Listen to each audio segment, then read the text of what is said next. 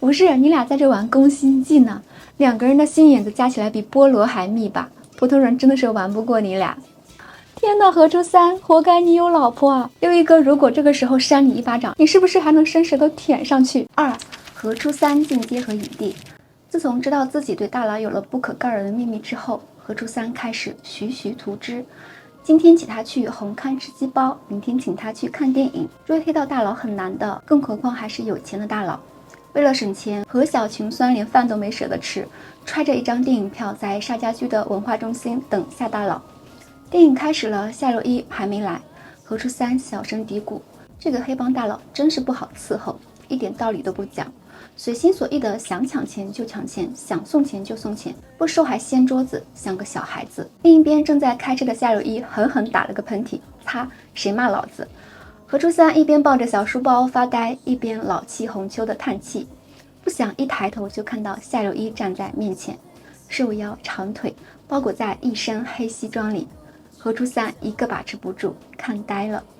何初三想给夏六一最好的，选的地方又贵又优雅。夏六一因为要抽烟被周围一圈人嫌弃，气得当场走人，当然也把何初三拎走了。六一哥要带何小穷酸去吃大餐。15分钟之后，何初三一身旧衣服破鞋子，坐在昂贵的半岛酒店餐厅，看着英文菜谱上浩浩荡荡的数字，心里打颤颤。餐厅外面是华灯满目的维港夜景。何初三从小在暗无天日的蛟龙城寨里长大，从来没有见过这样绚丽的夜景。这座灯火辉煌的东方不夜城，繁华璀璨的海上明珠，从来没有属于过他。他20余年生存在这里，却只是一个孤城中的异乡人。此时的何初三还不知道，仅仅几年后，他就能泰然自若地在这里消费。几年里，他飞速的成长，只是为了爱一个人。为了帮夏六一写剧本，何初三认认真真看了不少黑道小说，天网恢恢，疏而不漏。小说里的黑道最后都不得好死，他不想夏六一最后也是那样的悲惨结局。此时的何初三刚刚22岁，还有1年才大学毕业。从小何初三就有一个愿望，就是有朝一日能够带着何阿爸从蛟龙城寨这滩烂泥里走出去。可是现在，他在思索自己能不能多带上一个人，一个他刚刚喜欢上的人。何初三一边思索，一边默默走进那座被黑暗笼罩的腐朽城寨，心里却有一道光在生根发芽，那道光叫希望。这时候的何初三如此的年轻朝气，也如此的稚嫩单纯，天真的以为自己能够改变未来。他想多带一个人离开这片沼泽地，却不知道或许连自己也会被这片沼泽吞噬。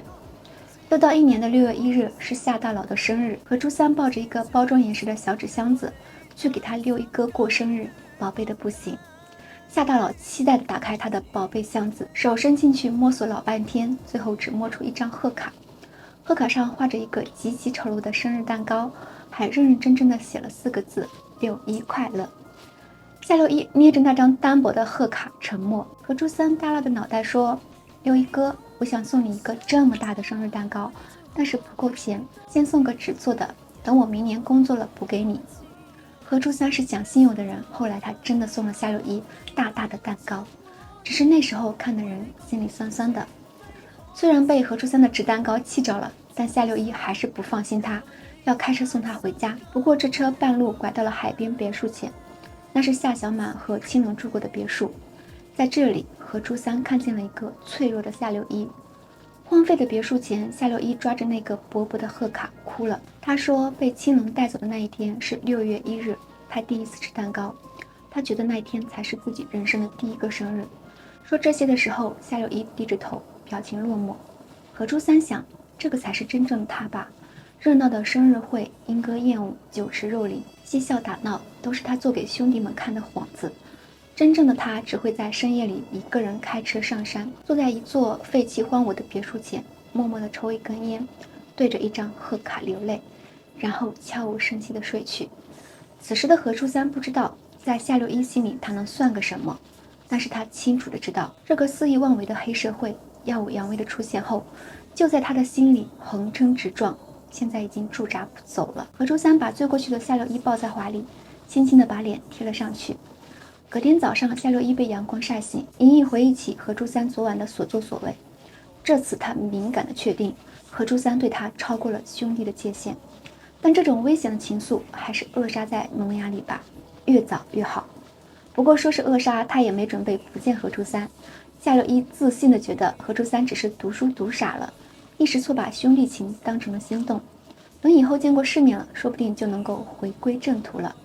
但何初三却没有给他验证的机会。圣诞节《阿飞正传》上映，何初三请夏六一看电影。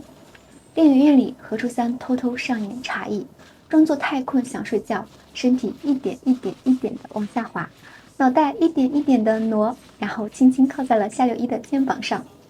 看夏六一没反应，何初三悄悄地呼出了一口气，放下心，竟然真的睡着了。夏六一一脚把睡着了直打小呼噜的何初三踹了起来，两人一前一后往停车场走。夏六一伸手在裤兜里掏钥匙，何小瘪三的眼睛就定在他六一哥又圆又翘的屁股上，垂涎已久。刚美美的和心上人看完电影，不想回去的路上，夏六一就因为保护何初三受了伤。何初三手忙脚乱地给他包扎，鼻尖直冒冷汗。夏六一笑着逗何初三，问他怕不怕。何初三说怕，我怕你为了救我自己受伤。六一哥，如果以后再有这种事，你不用管我，是我自己没用，伤了你比我自己受伤还难受。何初三一边颤抖着把夏六一的手贴近自己的脸颊，一边一句句的表白。夏六一触电般的掏出自己的手，耳根发烫，胸口燥热。他觉得自己再不能放任何初三这样下去了。他扔给何初三一个旧钱包，让他去帮自己买一碗牛杂。钱包里有一张泛黄的旧照片，一个男人正在片头抽雪茄，是青龙。夏六一想让何初三知难而退，看到照片的瞬间，何初三手一抖，差点让照片掉在地上，但仅仅是一瞬间，何初三就稳住了心神，死死捏稳了照片。他知道自己今晚失态了，可是他控制不住。他喜欢夏六一，情不知所起，一往而深。夏六一吃完牛杂，何初三情不自禁地抬起手，在他嘴角上轻轻擦了一下，还找了一个冠冕堂皇的理由，说嘴角沾了汤汁。回去的路上，何初三坐在车里，偷偷把刚刚沾了汤汁的手送到自己嘴边，轻轻舔了舔嘴角，尝到一种酸涩的甜蜜。他本来不想在这时候让夏六一知道自己对他的情意的，对方是资产过亿的大佬，自己是一穷二白的学生，拿什么许给他未来？可刚刚六一哥知道了自己的感情，却没有赶自己走，一而再再而三地纵容自己。或许自己是不一样的，虽然现在还不能跟照片上的青龙相比，但自己是特别的，这就够了。总有一天自己会。可还没等他甜味幻想完，夏六一开车把他送到了一家店门口。看到招牌上檀香阁3个字，何初三刚刚还沸腾激烫的血液瞬间冷了。夏六一是带他来开荤的，夏六一要用这一招断了他所有的念想。何初三想躲躲不了，想逃逃不掉。夏六一捏准了他善良的心性，最后仿佛心灰意冷一般，何初三搀着檀香阁的姑娘小何往房间里走。通往房间的走廊里，何初三反思自己犯下的错误，他太得寸进尺，太轻易贸然，太幼稚天真了。夏六一看似凶悍嚣张，可面对感情却只会逃避。他对感情有与生俱来的脆弱，脆弱到能把自己深爱10年的男人推给别人。与青龙相比，他何初三那一份小小的特殊又算得了什么呢？他之前怎么会那么得意到放松警惕呢？是他走错了开头，他不介意重新来过。这就是真正的强者思维吗？从来不怕出错，也不怕重新来过。小三子，怪不得你是公。看着何初三死心地走进房间，就连来看八卦的崔东东都忍不住说：“你对那小子太残忍了。”檀香阁那晚之后，何初三好像真的转性了，开始认认真真的和小何约会了。反倒是夏大佬开始放不下，派人偷偷跟踪，还要随时汇报进展。马仔一会儿说何初三带小何去百货商场了，一会说带小何去电影院了，一会说给小何买零食了。马仔一边说，夏六一一边打喷嚏。等马仔说何初三给小何做饭吃的时候，夏六一直接扔了手里的大哥大，骂了一句脏话：“滚你妈的何阿三！”夏大佬当天晚上又发了高烧，裹着被子烧得跟一块炭似的。晚上饭点的时候，何阿三背着小书包来了，开口就说：“我听小何说你病了，来看望看望你六一哥。”都这个时候了，还不忘保持恋爱人设。何初三低眉顺眼地从小书包里捧出一个保温壶，里面是自己煲了很久的皮蛋瘦肉粥。夏令一在这边呼呼噜噜的喝粥，何阿三在那边继续给自己加戏，一脸纯良的说：“刘一哥，对不起，我那天晚上不该跟你抬杠。小何是个好女孩，我跟她在一起很开心。谢谢你，刘一哥。”何初三语气态度太真诚，说到小何时还会害羞脸红。夏六一看不出任何破绽，这小子难道真的长得信？夏六一半信半疑。没过多久就到春节了，何初三盛情邀请夏六一到自己家过年。何家房子不大，但很温馨，年夜饭也很丰盛。吃饭的时候，夏六一时刻提防何初三搞小动作，哪知道何初三一派坦然待定，没有半点越矩行为。何初三这个时候做饭手艺还很青涩，其他菜都做得一般，只有一道蒸鱼做得不错。夏大佬忍不住频频光顾蒸鱼，连鱼尾巴都扒干净了。何初三不动声色地把鱼翻了个面给他。何初三跟小何的事，何阿爸也知道一些，饭桌上夸儿子追人一套又一套的。夏六一嘴里的鱼肉瞬间就不香了。何家太温暖了，夏六一吃完饭就准备走了，这种家的感觉让他热得难受。走出门，他把自己的大衣领子掀开，想让自己冷一点，再冷一点，冷到跟平时一样。何初三一直站在窗户前，看着夏六一走出大门，走进小巷，然后过了好一会儿，才有一辆车从巷子里开出来。那好一会儿是一根烟的时间。何初三笑了，现在他知道自己在夏六一心里的分量了，至少值得他坐在车里烦扰地抽一根烟。日子就在何初三精进演技的过程中过得飞快。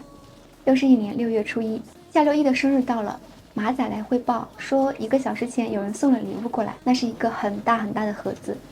夏六一打开看，里面是一个造型精致的水果蛋糕，包装盒上还有一封贺卡，贺卡上端端正正写着“61快乐”4个大字，还画了一个极其简陋的生日蛋糕。夏六一猛地站起来，冲出门外，脑子里回想之前和阿三的话：“我想送你一个这么大的生日蛋糕，但是不够钱，先送个纸做的，等我明年工作了补给你。”马仔说送蛋糕的人走了1个小时了。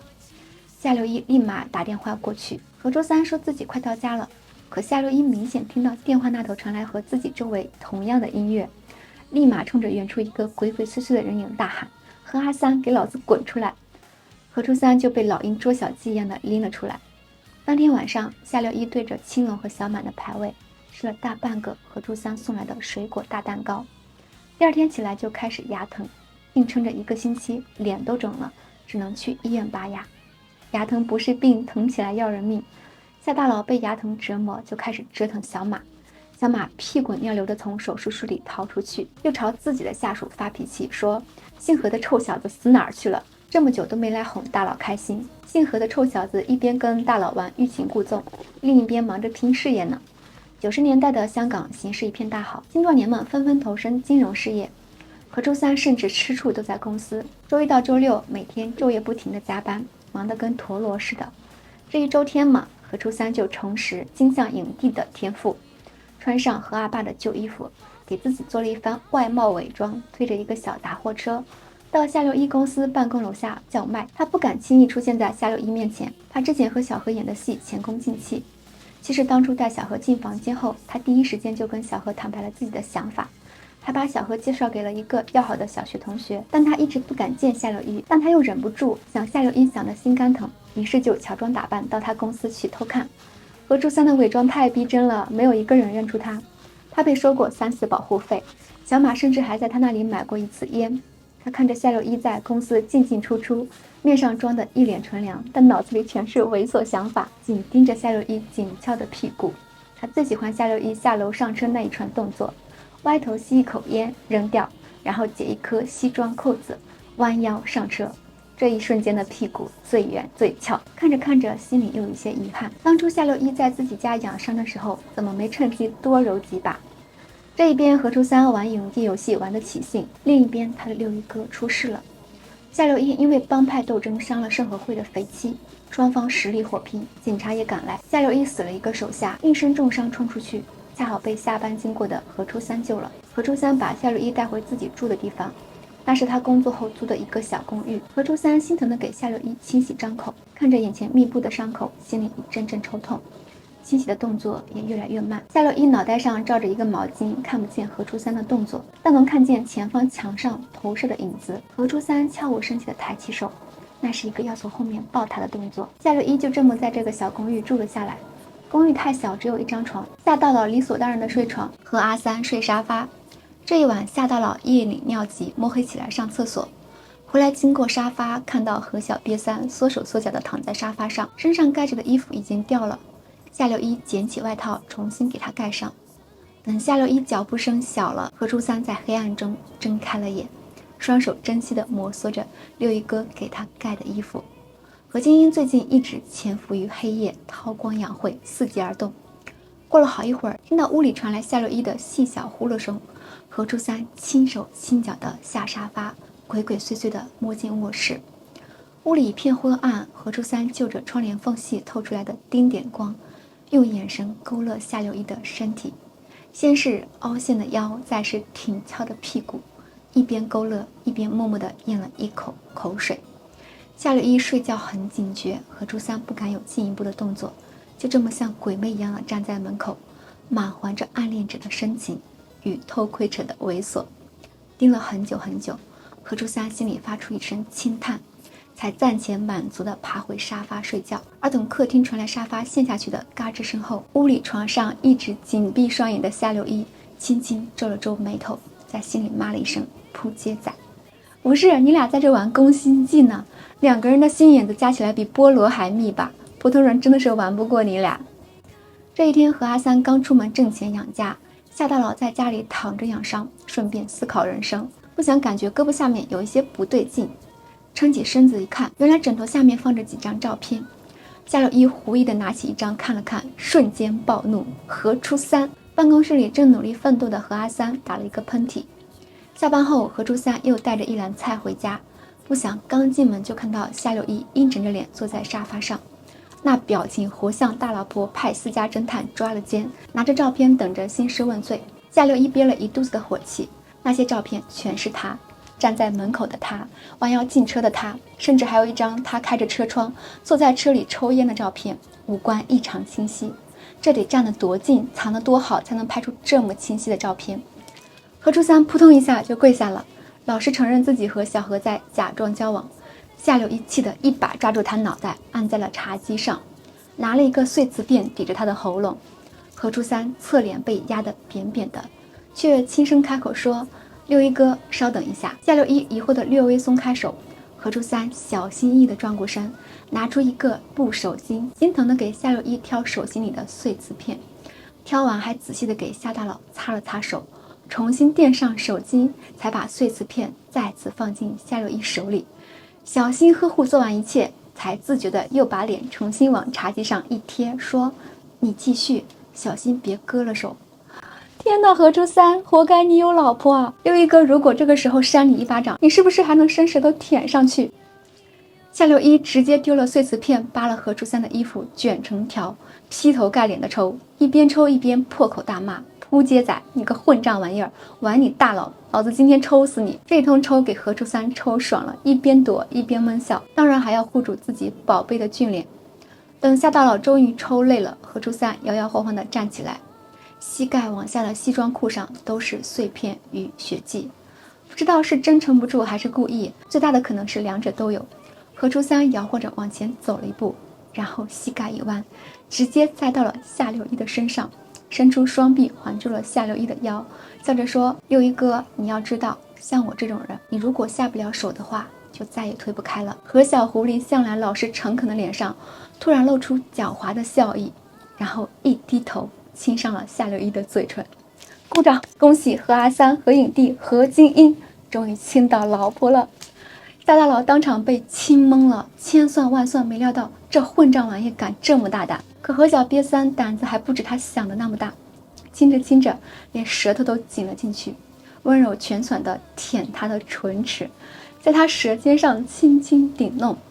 其实何处男也没有什么接吻的技巧，都是纸上谈兵的书本知识，直到亲到实在喘不过气，才恋恋不舍地退出来，末了还黏黏糊糊地蹭着夏六一的鼻尖说：“六一哥，下次吃完中午饭也要刷牙。”一直呆愣的夏六一终于回过神，一膝盖把何初三掀翻在地，再一次扎了1倍的碎片。战斗力仍然弱得让人神伤啊！何静英后面一定要勤加锻炼，不然会吃不到火车便当的。屋里2人正在打情骂俏，门突然被踹开，一群警察冲进来，带走了夏六一，也打碎了何初三的天真。之前他满怀希望，踌躇满志，想着总有一日能把夏六一这个行差踏错的黑社会引回正道。不想这条路太难，他还没来得及大步前行，就先把自己陷了进去。他太天真，太乐观。他花了大半年的时间去玩一个欲擒故纵的小游戏，却全然未觉察平静水面下的暗潮汹涌。他以为他们还有很多时间，还能等他慢慢长大，等他羽翼丰满，等他布置计划，等他劝诫引导。但直到今天，他才幡然醒悟，夏六一的陨落只需刹那，而他甚至丝毫无力去抢救。夏六一今天只是被带走，那下一次呢？会不会有一天横尸街头？当时想到夏六一城市街边的样子，他就怕得全身发抖，手心里全是冷汗。黑暗逼仄的房间里，何初三伸出右手举向天花板，用力的握拳又松开。终于平复好心情后，他做了一个决定，他要变得更强，只有更强才能拉住夏六一。